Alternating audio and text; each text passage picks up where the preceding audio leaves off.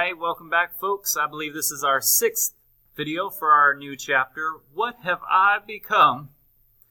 Look in the mirror and ask yourself, what makes you? What are you? What are those tiny things that make your body? All those hundreds of trillions of cells. Do you ever thank them for all they do?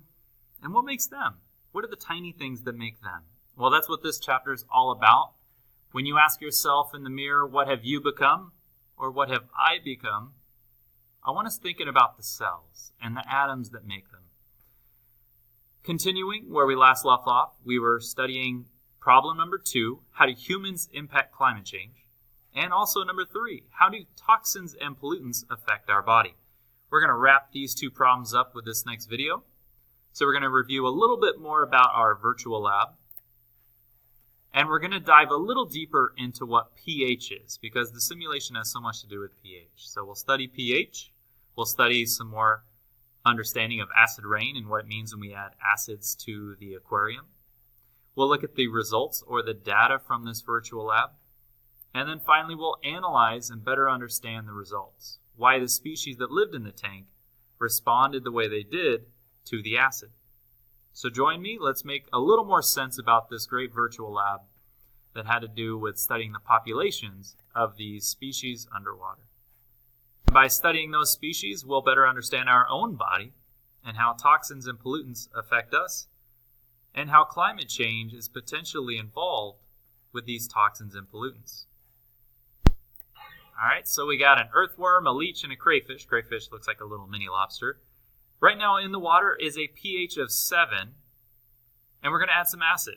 We learned that when we do add acid, we're actually adding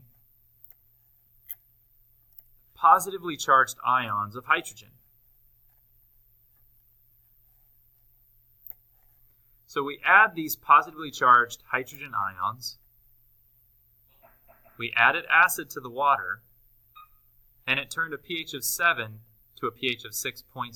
So there's some positively charged ions in here of hydrogen, and now the pH went down. I'm going to reset it. Of course, it starts with, switches up the species, but the pH is 7 again. Let's look at water. pH of 7 in water has an equal number of positively charged ions and negatively charged ions. There's 2 negatively charged, what's called hydroxide ions, and there's 2 hydronium ions. Think of them as 2 hydrogen ions, 2 positively charged hydrogen ions.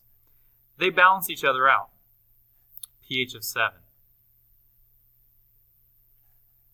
So we're going to use this simulation, this acid-base solution simulation by the great PhET website, to better understand what pH is, what a pH of 7 is, what any pH above 7 is, and what it is when pH is below 7. So 7 is kind of a middle marker. Anything above 7 is called something, and anything below 7 pH would be called something. So let's study that and let's better figure out what it is.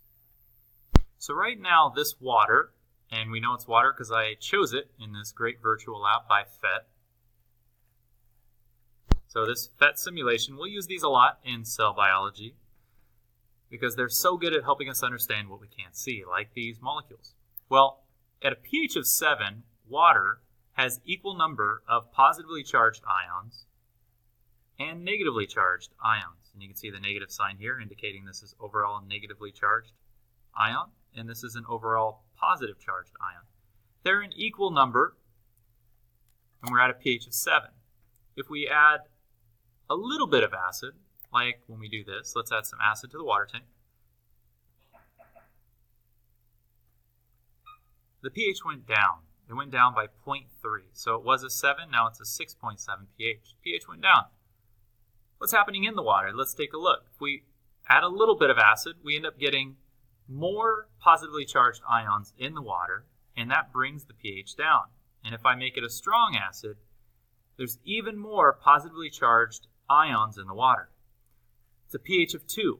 This is something that's very acidic. This solution, or this water, is filled up with lots of positively charged ions, so the pH is very low.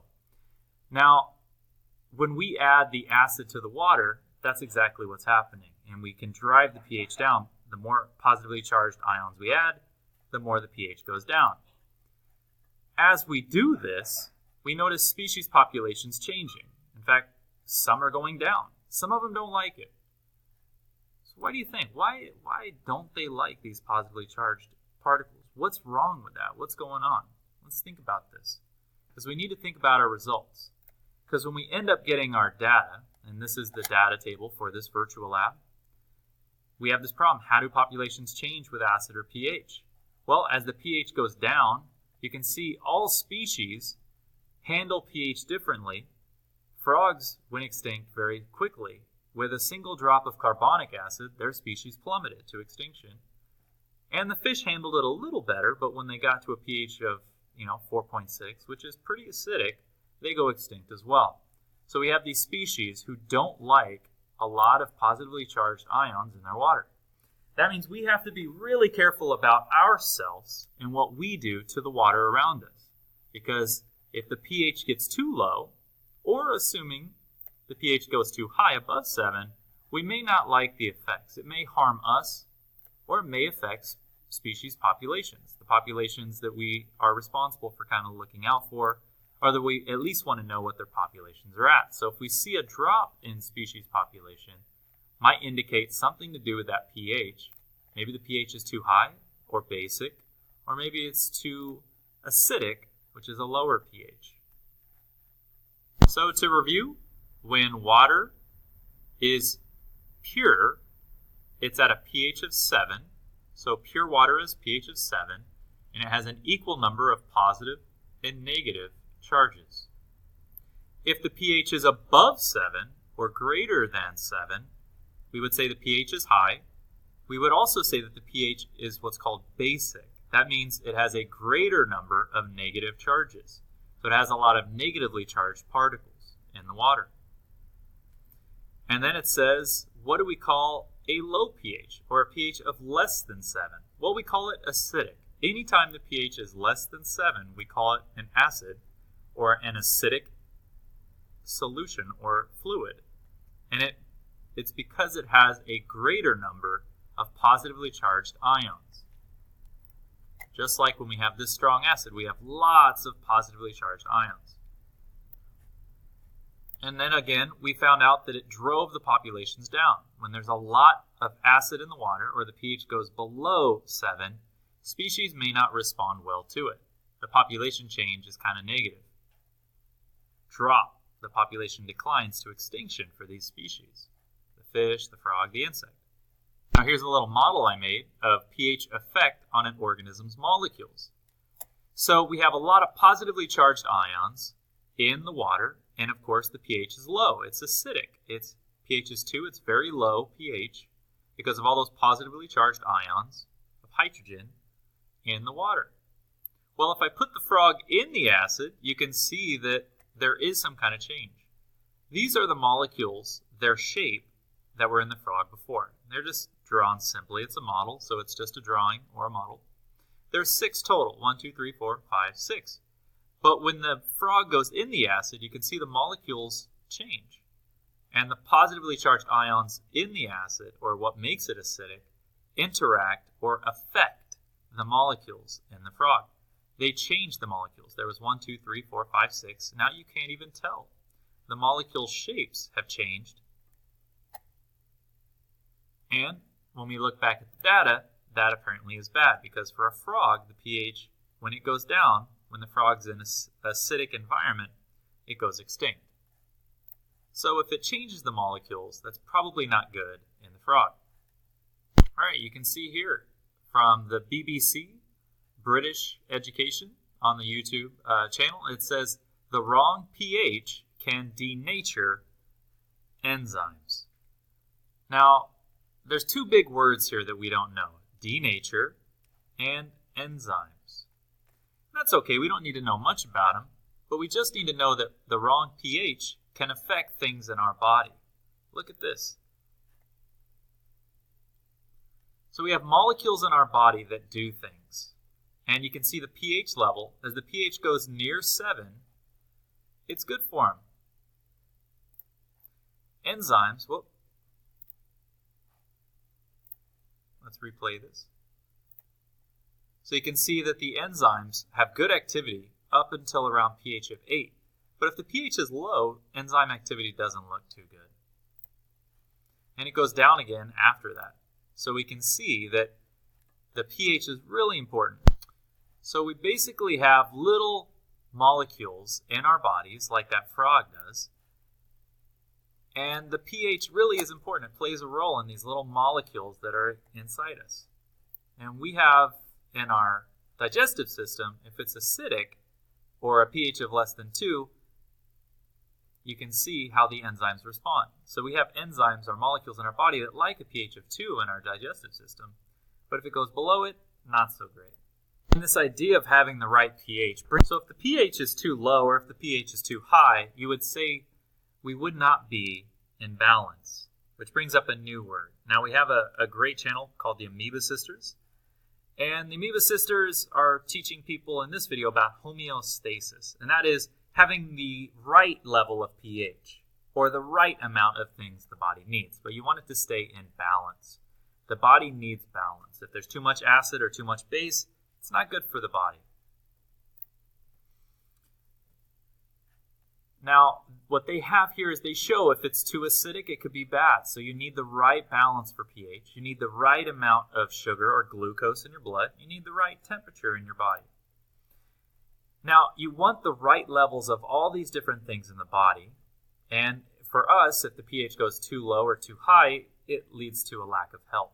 We have all these parts of our body. The digestive system, it needs a specific pH. Our lungs, the muscles. In fact, our muscles, when we get too tired when we're exercising and we can't go anymore, we've had too much acid build up in our muscles. It's lactic acid. It causes the cramping and the soreness in our muscles. When our muscles are fatigued and can no longer do push-ups or sprint to score the touchdown, it's too much acid or too low of a pH in our muscles. Our heart needs the right pH. It needs the right amount of sugar in our blood. But homeostasis is very important. And all of the cell types of our body and all the molecules that make our cells in different parts of our body need the right pH. And they need the right of all different levels. They need homeostasis or balance to be healthy. So hopefully now we better understand what happened to these species, the fish, the species of frog, and the species of insect in the water when the pH was driven down. Now that we've got a sense of how species and how their populations change with acid or a low pH, now it's time to analyze the results. So maybe you've done this in class, but if you haven't done it in this class yet with your team, if you haven't done it during class, let's check out the analysis for this lab, what we do and how we analyze the results. You would go on to this molecular lab assignment and you would click on analysis, and it looks like this. And you basically go down and you think about your data results and you say, based on the data, what can you report or explain? What would you call this water if it has many positively charged ions? How would you describe it? How would you describe its pH? Would you say it's acidic, highly, or low acidity? Would you say an acidic environment has lots of positively charged atoms or very little? You cruise on down. You read about what causes acid rain. And it mentions fossil fuels, which is part of climate change. Using fossil fuels produces lots of gases into the atmosphere that plays a role in climate change, but it also plays a role in acid rain. You'd answer questions as you go down. You think about biomes most affected by low pH. But in the end, you think about these results from the data table, and you give your best thoughts on why you think things happen. You try to make sense of it. You analyze or try to make sense of the results of the data. And finally, we would come back to HEL number 2, the hypothesis evidence link worksheet, our second one, and we would use the virtual lab that we did to complete evidence 1.